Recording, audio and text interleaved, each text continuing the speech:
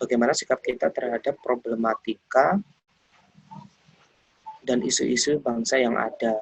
Banyak dari generasi muda yang mulai tertarik menanggapi problematika bangsa, namun sayangnya terkadang tanggapan tersebut tanpa disadari pemahaman lebih terhadap topik tersebut. Maksudnya, yang mulai tertarik menanggapi problematika bangsa tanpa disadari pemahaman lebih terhadap topik tersebut. Maksudnya malah terjebak kali ya, terjebak di dalam problematika tersebut.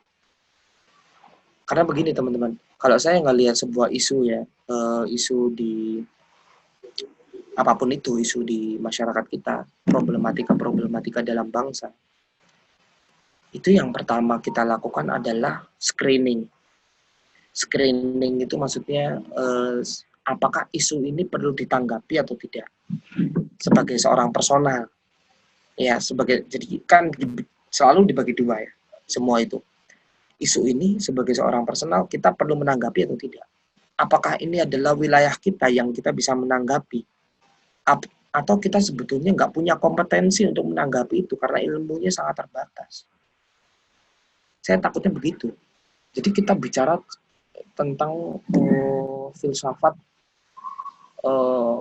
misalkan kayak kalau teman-teman pernah tahu apa itu Zakir Naik, Dr. Zakir Naik, Ahmad Deedat, Dr. Zakir Naik, kira-kira begitu kan. Dia kan sering melakukan perdebatan tentang antar agama kan, kira-kira begitu.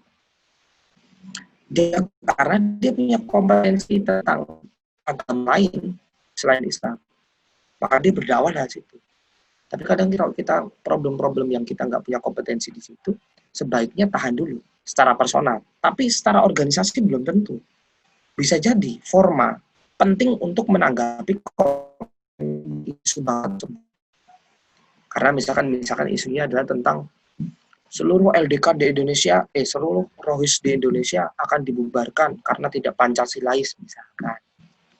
Misalkan dulu ya. Seluruh Rohis di Indonesia karena tidak Pancasilais misalkan.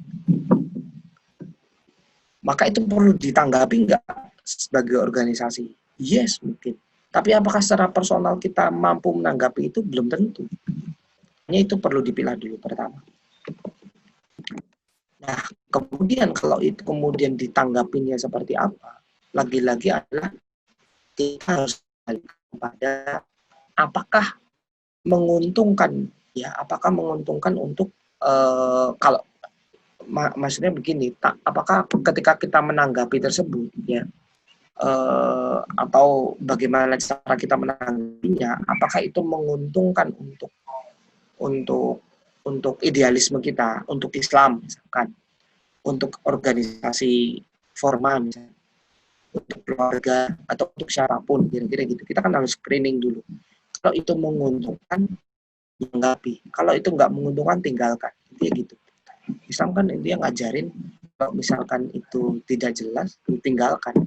Kan kira-kira gitu. Masalahnya itu gini loh. Sekarang itu zaman sekarang ya. Kalau dulu itu orang harus pergi kemana arah.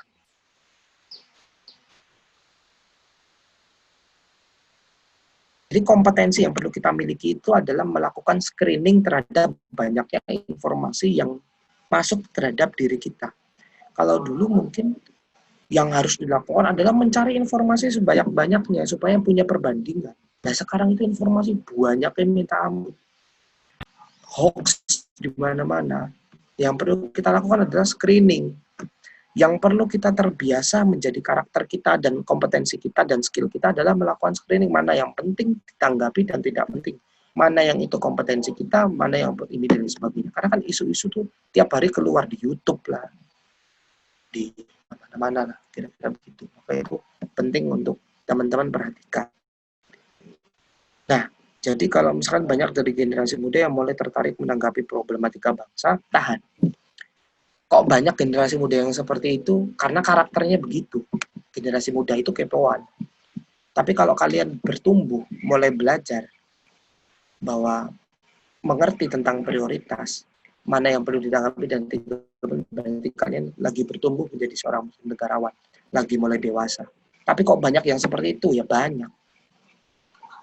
Teman-teman bayangin ya, teman-teman tuh dari itu dididik dari bayi. Kalau mungkin zaman saya baru punya HP itu kelas 3, kelas 9 gitu. Tapi zaman sekarang adik saya itu punya HP itu zaman kelas 3 SD. Kelas ini. Orang-orang yang bayinya lagi itu dari kecil.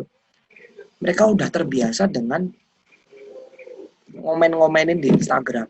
Dengan menanggapi seluruh isu yang ada di depannya. Sekarang lagi ada Upin Ipin, dia tanggapin. Dia bikin komen gitu kan.